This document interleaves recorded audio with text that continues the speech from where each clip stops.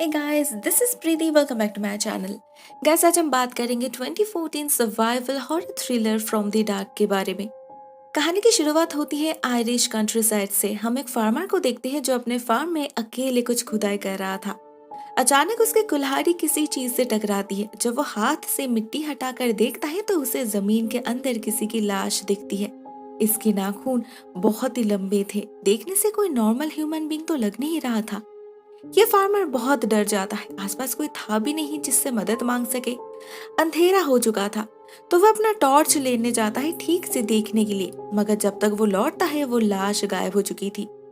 इसी बीच उस फार्मर पे पीछे से कोई हमला कर देता है। उसे पानी में डुबोकर मारने की कोशिश करता है। हमें इस हमलावर का एक हाथ दिखता है जिससे हम समझ पाते हैं ये वही लाश है जो जिंदा होकर एक इनह्यूमन क्रिएचर बन चुका है। ये फार्मर किसी तरह उसके हाथ से खुद को आजाद तो कर लेता है, मगर उसके नेक पर गहरा घाव बन चुका था। नेक्स्ट सीन में हम कुछ घंटे पीछे चले जाते हैं। उसी दिन सुबह की बात है। मिलते हैं मार्क और सैरा से जो छुट्टी मनाने जा रहे हैं एक गांव की तरफ। ये रास्ता उनके लिए नया है। वो लोग गूगल मैप फॉलो कर रहे थे, मगर बातों बातों में मार्क कोई टर्न मिस कर देता है और वो लोग एक कम्प्लीटली आइसोलेटेड प्लेस में जा पहुंचते हैं। यहाँ तो प्रॉपर कोई रास्ता तक नहीं था। फोर्सफुली आगे बढ़ने के चक्कर में उनकी गाड़ी एक गड्ढे में जा गिरती है। बहुत कोशिश करने के बाद भी वो लोग गाड़ी को 1 इंच भी हिला नहीं पाते। गूगल मैप फेल कर चुका था और उनके फोन में नेटवर्क भी नहीं था। उन दोनों को कुछ भी समझ नहीं आ रहा था वो लोग क्या करे। शाम ढल चुकी थी। ज्यादा देर ऐसे यहाँ पर रहना ठीक भी नहीं होगा समझकर मार्क मदद ढूंढने निकल पड़ता है, हाथ में टॉर्च लेकर, और सैरा को कह जाता है गाड़ी में उसके लिए वेट करने के लिए। देखते देखते रात हो जाती है। चारों तरफ अंधेरा छा जाता है और हम देखते हैं ये जगह असल में वही स्पॉट है जहां कुछ देर पहले उस फार्मर के साथ वो डरावना हादसा हुआ था। इस सबसे अनजान मार्क को आगे एक घर दिखता है तो वो उसी तरफ जाने लगता है। घर का मेन डोर लॉक्ड था तो वो पीछे के रास्ते जाता है, आवाज लगाता है, मगर कोई रिस्पॉन्स नहीं करता। अंदर लाइट जल रहा था, कोई तो जरूर होगा। इसी सोच के साथ वो घर के अंदर चला जाता है। एक कमरे में उसे एक घायल आदमी दिखता है। उसके नेक से बहुत खून बह रहा था।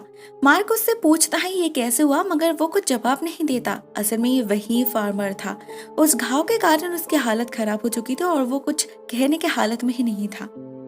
इधर हम सहरा को देखते हैं। उसे बहुत अजीब सा फील होने लगा था। ऐसा लग रहा था मानो उसके आसपास कोई हो। किसी के फुटस्टेप्स सुनाई दे रहे थे उसे।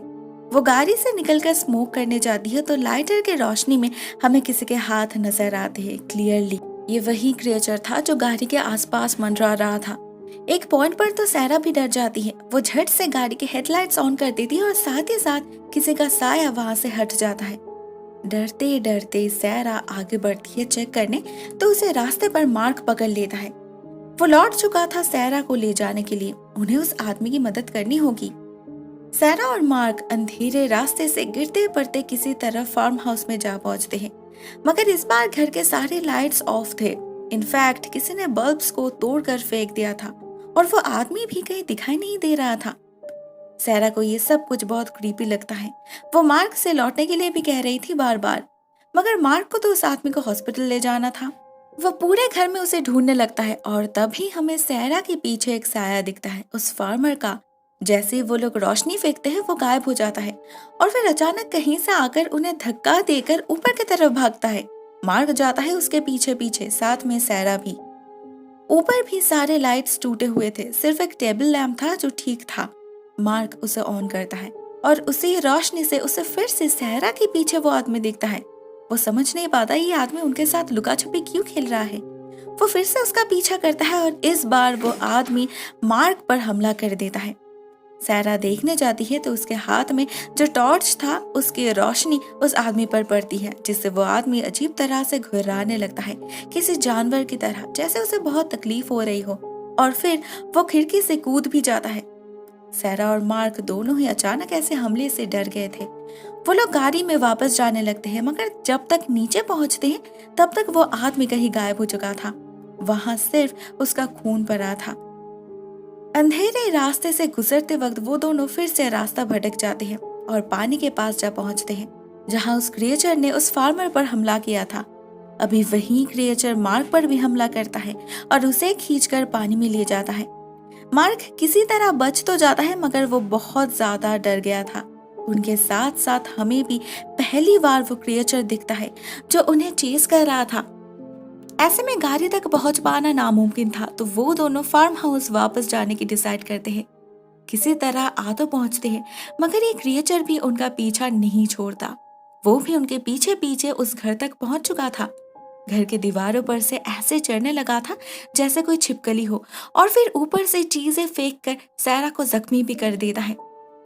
मार्क दरवाजा लॉक करने की कोशिश कर रहा था मगर वो क्रिएचर अपना हाथ अंदर डाल देता है। हड़बड़ी में उनकी टॉर्च की रोशनी गिरती है उस हाथ पर, जिससे उसका हाथ जलने लगता है और वो क्रिएचर उसे बाहर खींच लेता है। इस चीज को सैरा नोटिस कर पाई थी। वो समझ चुकी थी इस क्रिएचर को रोशनी से प्रॉब्लम हो रही है, लेकिन वो मार्क को अलर्ट कर पाए इससे पहले वो क्रिएचर एक धक्के में दरवाजा तोड़कर अंदर आ जाता है और मार्क पर हमला कर देता है। उनकी टॉर्च टूट चुकी थी तो सैरा अपने फोन के रोशनी से उसे फाइट करने की कोशिश करती है, बट फोन की बैटरी खत्म हो चुकी थी। सैरा ऊपर भागती है उस लैम्प को लाने, मगर उसे पता नहीं था वो क्रिएचर उससे ज्यादा चालाक है। वो ऑलरेडी घर के सारे लाइट्स तोड़ चुका था। उसे पता था खुद को कैसे बचाना है, तो वो सीढ़ी के नीचे अंधेरे में छुपकर उस पर हमला करता है। सैरा किसी तरह खुद को बचा लेती है तो वो जाता है मार्क को मारने। सैरा चिल्ला चिल्ला कर मार्क को अपना फोन ऑन करने के लिए कह रही थी, मगर वो कुछ सुनने की हालत में ही नहीं था। वो क्रिएचर उसे खींचकर घर से बाहर ले जाने लगा था। सैरा उसकी मदद करती है। उसके फोन के रोशनी से उस क्रिएचर को भगाकर मार्क को लेकर एक बाथरूम में जा छुपती है। मार्क के पैर से बहुत खून बह रहा था। चेक करने पर सैरा को पता चलता है उस क्रिएचर ने अपने नाखूनों से गहरा घाव कर दिया था उसके पैर में। दर्द में उसकी हालत खराब हो रही थी, मगर ये जगह सेफ नहीं थी। वो क्रिएचर कभी भी उन पर हमला कर सकता है, तो सैरा उसके पैर में पट्टी बांध देती है और जल्दी से उसे लेकर ऊपर जा पहुंचती है लैंप के पास। उन्हें छत पर से उस क्रिएचर के फुटस्टेप सुनाई दे रहे थे। रोशनी में फिलहाल तो वो सेफ है, लेकिन यहाँ से निकलेंगे कैसे? वो दोनों यही सोच रहे थे कि अचानक पूरा घर धुएं से भर जाता है। उस शातिर क्रिएचर ने स्टोव ऑन करके चिमनी ब्लॉक कर दिया था, जिससे वो लोग मजबूर हो जाए घर से निकलने के लिए। इस पॉइंट पर सैरा एक ब्रेव स्टेप लेती है। मार्क तो हिल तक नहीं पा रहा था, तो वो अकेले ही नीचे जाती है, ब्लॉकेज को हटाती है और स्टोव को भी ऑफ कर देती है। मगर इतने में इस फोन की बैटरी भी खत्म हो जाती है। अंधेरे में वो क्रिएचर उसके तरफ आगे बढ़ने लगता है, मगर सैरा उसे जख्मी करके ऊपर भागती है। खिड़की से बाहर देखते वक्त उसे एक ट्रैक्टर दिखता है जो ज्यादा दूर नहीं था।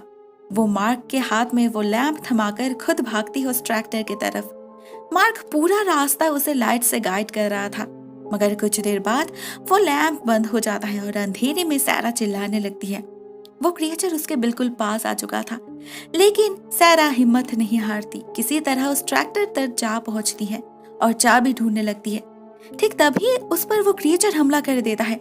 उसके पास इस गाड़ी की चाबी भी थी, तो सैरा खुद को बचाते हुए उससे वो चाबी छीन लेती है और उसी चाबी से उसे घायल करके भागती है बाहर।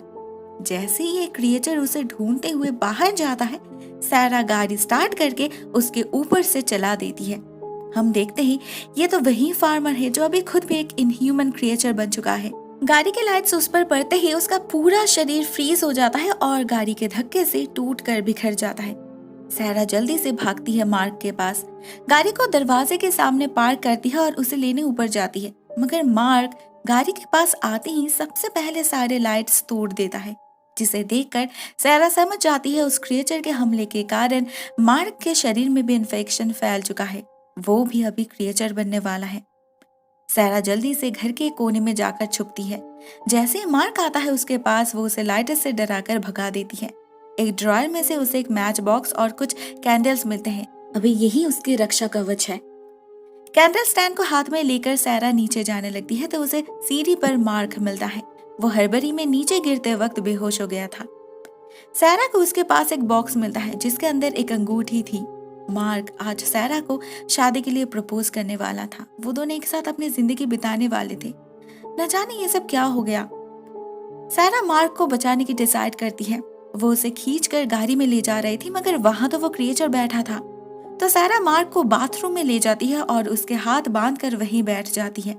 लेकिन जैसे ही मार्क का होश लौटता है, वो सैरा पर हमला कर देता है। वो नहीं, असल में उसके अंदर का जानवर।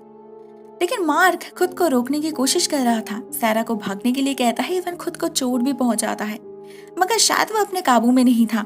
उससे बचने के चक्कर में सारे कैंडल्स बुझ जाते हैं और उस लाइटर में भी गैस नहीं था। तो सैरा मैच स्टिक से कुछ कागज जलाती है और उससे मार्क को डराकर बाहर शेड में जा पहुंचती है।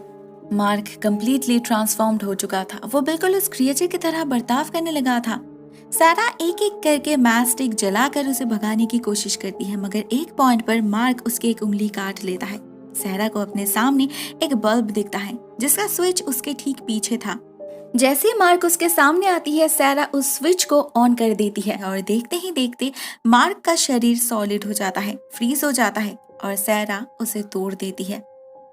उसे बहुत दुख होता है मार्क के लिए, मगर उसके पास और कोई ऑप्शन भी तो नहीं था। सैरा की उंगली से खून बहने लगा था। वो जानती थी इससे वो भी कुछ ही देर में राक्षस बन जाएगी इन क्रिएचर्स की तरह।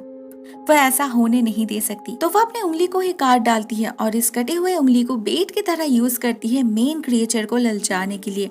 उसका इरादा था उसे भी मार्क की तरह ही मार डालेगी वो, मगर वो क्रिएचर बहुत चालाक निकला। वो आते ही सबसे पहले बल्ब को तोड़ देता है, जिससे सैरा का प्लान फेल हो जाता है। मगर वो हिम्मत नहीं हारती, भागती है दूसरे कमरे में। अभी उसके पास बस 3 ही मैच स्टिक्स बचे थे। उसे बहुत टैक्टिकली काम करना होगा। इस कमरे में उसे कुछ शराब के बॉटल्स मिलते हैं, एक कपड़े का टुकड़ा और एक स्टिक भी, जिसे सैरा मशाल की तरह यूज करती है और उस क्रिएचर को डराते हुए बाहर भागती है। मगर वो कहाँ जाए, कौन सी दिशा जाए, उसे कुछ समझ नहीं आ रहा था। गैराज में उसे एक लैंटर्न दिखता है जिसे वो आगे यूज करती है। भागती है रास्ते की तरफ, मगर उस क्रिएचर के हाथ से बच नहीं पाती। वो लगातार उसका पीछा किए जा रहा था। एक जगह पर सैरा को अपने सामने कुछ जार्स दिखते हैं जिसके अंदर तेल था। वो इस तेल को सामने वाले रास्ते पर डाल देती है और खुद दूर जाकर छुप जाती है। जैसे ही वो क्रिएचर उसे स्मेल करते हुए इस रास्ते से आने लगता है, सैरा लैंटर्न को तोड़कर आग लगा देती है, जिस आग में वो क्रिएचर भी जलने लगता है। मगर सैरा को तो ये पता नहीं था कि इस जगह के पास ही पानी है। वो क्रिएचर जलते जलते उस पानी में कूदकर खुद को बचा लेता है और फिर से हमला कर देता है सैरा के ऊपर। इसी बीच बेचारी सैरा का पैर एक ट्रैप में जा गिरता है। वो नुकीली चीज आर पार कर चुकी थी उसके पैर को, जिस वजह से सैरा तेजी से भाग नहीं पाई और इस क्रिएचर के चपेट में आ गई।